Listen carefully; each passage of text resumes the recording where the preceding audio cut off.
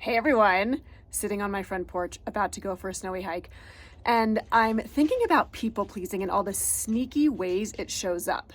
So I talk a lot about people pleasing in my upcoming book, Wild Courage, and something interesting happened. I was just on a podcast, and it's a really big podcast. I know the host pretty well, and I said, hey, what's the vibe you want for this? We were texting beforehand, and he's like, well, let's make sure it's not too work focused, and I want to keep it conversational as opposed to kind of just prescriptive. And so in my desire to acquiesce to his needs, after we recorded the podcast, I realized that it was conversational, but I felt like I didn't even share any of my best tips.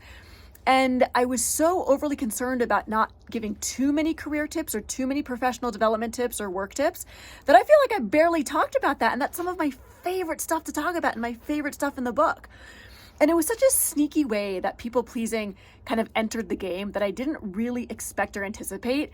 And as I reflected on recording that podcast more and more over the weekend, I was like, I was trying to do right by him and his audience, but then I overcorrected. So think about just those little teeny sneaky ways that people pleasing can come into your life, even if it's totally innocuous and you're just trying to be a good partner or a good podcast guest or a good teammate or a good peer or a good friend or a good spouse.